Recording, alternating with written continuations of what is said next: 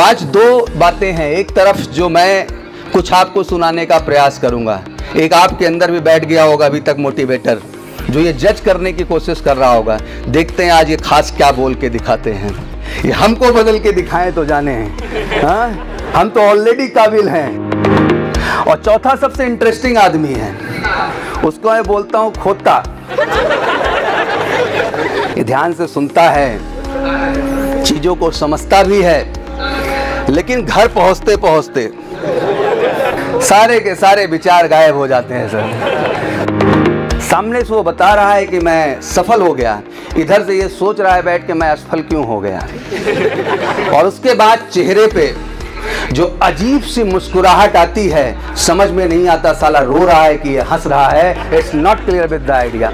Major Kalshi classes, online courses for all defense exams, recorded lecture, e-notes, daily live classes, online test. अब online पढ़ेगा तभी तो फौजी बनेगा India. Download the MKC Learning app and fulfill your dreams. कहते हैं कभी भी जब किसी चीज के विषय में हम आगे बढ़ते हैं तो सबसे अहम चीज क्या है लाइफ में सर, सबसे बेहतर क्या है, काबिल बनने की जो कड़ी है, इसमें सबसे अहम चीज क्या आती है। तो मैं हमेशा एक पॉइंट करता हूं कि यार एक क्वालिटी तो हर इंसान के अंदर डेवलप होना बहुत जरूरी है। ये क्वालिटी नहीं है तो एक्चुअल में हम किसी काम के नहीं हैं। और समाज की सबसे बड़ी दिक्कत यही है कि क्वालिटी का हम केवल दिखावा करते हैं, असल में क्वालिटी हमारे अंदर बहुत कमजोर है। तो सबसे पहले उस क्वालिटी को बात करूंगा, उस मूल उद्देश्य, उस मूल ऑब्जेक्ट, मूल थिंग की बात करूंगा जो जरूरी है आपके काबिलियत के स्टेज को आगे ले जाने के लिए।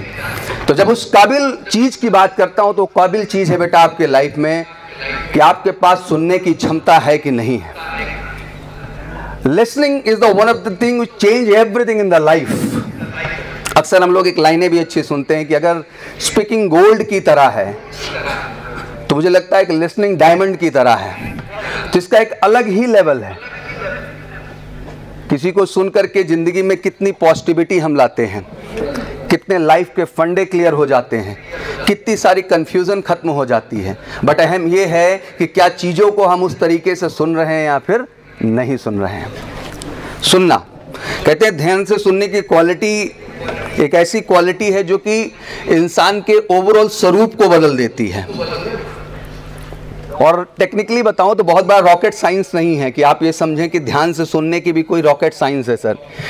ध्यान से सुनने के लिए केवल दिल और मन का साफ होना ज़रूरी है। तो आज समझाऊंगा कि आखिर एक रियल श्रोता क्या है और इसके फ़ायदे और नुकसान किस तरह से। कहते हैं कि आप जब सुनना सीख लेते हैं बेटा तो आप कुछ समझना भी सीख लेते हैं। आपने सुना तो आपने कुछ सीखा, और आपने कुछ सीखा तो आपके जीवन में कुछ परिवर्तन होएगा। जब तक आप सुनते नहीं, आप कुछ सीखते नहीं, और आपको जब सीखते नहीं तो आपके लाइफ में कुछ बदलता नहीं बेटा। तो मुझे लगता है ये तो मूल गुण है जो हमें अपने अंदर लाने की बहुत आवश्यकता है। और हर पहलू पे ये समझना है कि वाकई में हम सुनते हैं कि नहीं सुनते हैं। कभी कभी मैं देखता हूं कि लोगों की आवाज़ अंदर जाती है। शायद मैं बोल रहा हूं तो बहुत सारे लोग यहाँ बैठे हैं जिनके अंदर आवाज़ तो जा रही इस कान के माध्यम से, बट वो सुन रहे हैं कि नहीं सुन रहे हैं, ये मेरी बड़ी चिंता अभी भी बनी हुई है। क्योंकि केवल ये आवाज़ के रूप में है तो ये ठीक नहीं है। मुझे लगता है एक एहसास है जो कान के माध्यम से आपके ब्रेन तक पहुंचता है और बड़ी ही खामोशी के साथ आप उसको रियलाइज़ करते हैं। तो that realisation is very much important. तो सुन रहे हैं, वो बात अंदर जा रही है, इस बात को समझना हमारे लिए बहुत ज़रूरी आज है। बढ़ते हैं आगे। कहते हैं लिसनिंग बट विदाउट डिफेंडिंग। बहुत टफ हो गया आज के ज़माने में, जब डिजिटलाइजेशन हो गया, इतनी अवेयरनेस हो गई है, तो लोगों की एक बीमारी हो चुकी है कि जैसे ही सुनना कुछ वो स्टार्ट करते हैं उनमें अलग सा एक तर्क और कुतर्क स्टार्ट हो जाता है।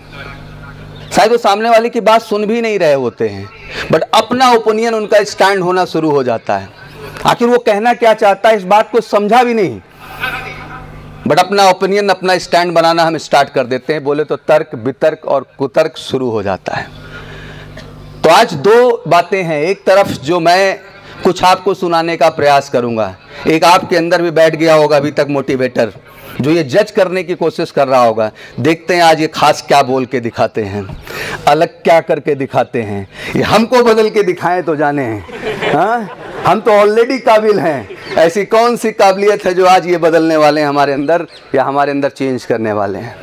मुझे लगता है कि यार उस थोड़ी सी आवाज़ को दबाना होगा आज हल्का सा, तभी बाहर की आवाज़ अंदर जाएगी, और जाएगी उसको आप सुनेंगे, समझेंगे, तभी भाई कोई परिवर्तन होगा और असल में काबिल बनने की प्रक्रिया जीवन में स्टार्ट हो पाएगी। तो आज सुनना होगा। कहते हैं कि जीवन में सुनना भी जो है एक कला है। मैं नहीं कहता कि आप हमेशा सहमत हो, आप हमारी बातों से सहमत भी हो सकते हैं, असहमत भी हो सकते हैं, बट मौका दीजिए सहमत और असहमत होने के लिए। तो मैं हमेशा कहता हूं कि सुनना भी एक कला है, और सुनने के लिए जहां तक आप समझते हैं कि आपको कान जैसे इंस्ट्रूमेंट की ज़रूरत है जो आपके बॉडी में है, एक सेंसर लगा हुआ है, उतना ही ज़रूरी है बेटा अपने ब्रेन को भी खामोश रखना। ये बहुत एक्टिव हो चुका है, ओवर एक्टिव मैं इसको बोलता हूँ कभी। ये अंदर जैसे कुछ जाता है अपने आप एक्टिव हो जाता है।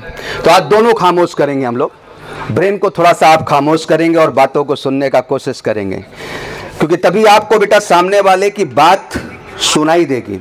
और कमाल की बात है बेटा, सुनाई देने में भी दो तरह की चीज़ें आपको सुनाई देनी चाहिए, तब आप काबिल बनते हैं बेटा। एक, जो बात मैं आपको कह रहा हूँ, और जब आप कंसंट्रेशन से सुनेंगे बेटा तो कहीं ना कहीं आप वो भी बात सुन पाएंगे जो मैं आपसे नहीं कह रहा हूँ। तो बहुत सारी बातें बेटा कहते हुए भी जीवन में हम नहीं कहते हैं, और असल में वो बात जिस दिन आपको समझ में आने लगे तो समझ लीजिएगा आपका सुनने का क्षमता कमाल का हो गया है, और यही रास्ता बनाएगा आपके लाइफ में आगे बढ़ने का और कुछ बेहतर करने का। तो ज़रूरी है कुछ खामोशी को लाएं और समझें। अच्छा श्रोता तो यार बनना होगा, क्योंकि आप ध्यान से सुन सकते हैं तभी चीज़ों को समझ सकते हैं और तभी कुछ बदलाव और परिवर्तन होगा। ऐसे ही मैं एक व्यक्ति से मिला, obviously he is a very inspiring person, तो अक्सर वो भी मोटिवेशनल सेशन लिया करते हैं, and he motivate the people, he inspire the people, guide the people for the right direction of the life. तो उन्होंने कहा कि जब भी सौरभ जी सेमिनार होते हैं, आयोजन होते हैं, तो the lot of audience come to us, बहुत सारी ऑडियंस हमारे सामने आती है, जैसे कि आप हमारे सामने हैं। क्या जब ये ऑडियंस आती है तो ऑडियंस चार तरह की होती है। जब भी किसी ऑडिटोरियम में, स्टेडियम में, कहीं भी प्रोग्राम होता है तो जो ऑडियंस मेरे सामने होती है वो चार वैरायटी के लिसनर मेरे सामने बैठते हैं, और मैं चारों को ध्यान से देखता हूँ। उसमें सबसे पहली वैरायटी को उन्होंने डिफाइन किया और उसका नाम दिया बेटा श्रोता। पहला लिसनर कौन था? श्रोता। पहली ऑडियंस श्रोता है, जो बहुत अच्छे मन से आती है, तन मन धन से बातों को सुनती है, समझती है, और एक कमिटमेंट लेती है कि आज जितना कुछ मैंने सीखा है कहीं ना कहीं उस चीज़ को मैं जीवन में उतारने का कोशिश करूँगा, उस चीज़ को अपने जीवन में ले आऊँगा और कुछ बेहतर करने का प्रयास करूँगा। फिर कहा बैक टू बैक, जहाँ सर मेरे पास श्रोता होते हैं वही बगल में बैठा होता है सरोता। सरोता समझते हैं ना आप लोग? बस नाम से सरोता है तो विचार से भी क्या है वो? सरोता है। कुछ शुरू नहीं हुआ, उसने अपने ब्रेन में काटना चालू किया। क्या सोता सोता बता रहे इतनी देर से, थोड़ा सो लेता हूं मैं। हाँ, तो सरोता कुछ बैठे होते हैं। क्या बैठे होते बेटा? जो मन ही मन विचारों को काटना चालू कर देते। उनका काम ही तर्क वितर्क और कुतर्क करना है, वो शांत रह ही नहीं सकते। उनको अपना विचार, अपना ओपिनियन किसी भी मुद्दे पे देना है, ये उनकी आदत में है। तो कुछ श्रोता भी आते हैं जिनका तर्क, कुतर्क और खंडन ही उद्देश्य होता है। तो बोले तीसरी ऑडियंस भी आती है, उसको बोलते हैं हम लोग श्रोता। तो हमारे पास श्रोता आया, श्रोता आया, और अब क्या आ गया? सोए जा रहा है। उसको ये लगता था कि मैं जहां था वहां भी सो रहा था, यहाँ तो एक आध कोना में ढूंढ लेता। अच्छा, वो बैठता भी ऐसी जगह है कि नजर ना आए, वो ट्रैक नहीं होना चाहता। अच्छा, ये जो श्रोता की कहानी बता रहा हूँ, ये श्रोता मेरे ऑडिटोरियम या कह लो स्टेडियम में ही नहीं है, असल में वो क्लासरूम के अंदर भी है। तो ये सारी ऑडियंस जो मैं डिफाइन कर रहा हूँ एक्चुअली आपके क्लास के अंदर भी बैठे हुए हैं, और इनको बड़ा गहराई से देखने की आवश्यकता है। कभी भी आप देखेंगे आपको ध्यान से नजर आएंगे। एक तो ऐसे पिलर के पास छिप के बैठा रहेगा, और जैसे ही आप बिजी होंगे सर वो अपने काम में लग जाएगा। एक तो इंटेंशनली बैठा हुआ है कि आप कुछ शुरू किए, उसको आपका सुनना ही नहीं है। हाँ सर, ये वाला क्वेश्चन बता दो मेरे को। अभी चल रहा है परम्यूटेशन कॉम्बिनेशन, ये फंक्शन पे बैठा हुआ है पूरी तरह से, तो इसको पता ही नहीं क्या करना है। तो ये जो ऑडियंस है ना, बड़ी खतरनाक है, इनको समझना बहुत जरूरी है। तो जो सोता वाला वो पिलर पकड़ता है अपना आराम से एक किनारे का, रूम पे भी सोना था, थोड़ा यहाँ भी सो लेते हैं, अटेंडेंस भी लग जाएगी और कोई लांछन भी नहीं लगेगा मुझे। हाँ, बेचारे बड़े फ्रस्ट्रेटेड लोग हैं, ये शांत हो चुके हैं पूरी तरह से जीवन में। और चौथा सबसे इंटरेस्टिंग आदमी है, उसको मैं बोलता हूँ खोता। पंजाबी में वैसे गधा बोलते हैं, बट अल्टीमेट जो है खोता कैरेक्टर भी बड़ा इंटरेस्टिंग है। ये ध्यान से सुनता है, चीजों को समझता भी है, लेकिन घर पहुंचते पहुंचते, रूम पे पहुंचते पहुंचते सारे के सारे विचार गायब हो जाते हैं सर। बोले तो अनुपालन के नाम पे कुछ भी नहीं है जीवन में, बस सब सुनता है, समझता है बहुत जज्बे के साथ। आज सौरभ सर जब इधर सुनाएंगे तो खूब ध्यान सुनेगा, एक चीज समझेगा भी, और इधर ही बैठे बैठे डिसाइड करेगा कि मुझे अपने जीवन में, अपने आचरण में इन चीज़ों को उतारना है। लेकिन यहाँ से बाहर निकल करके जैसे स्टेडियम की वादियों के बाहर जाएगा कंपनी गार्डन में, वो बिल्कुल खोता आदमी है।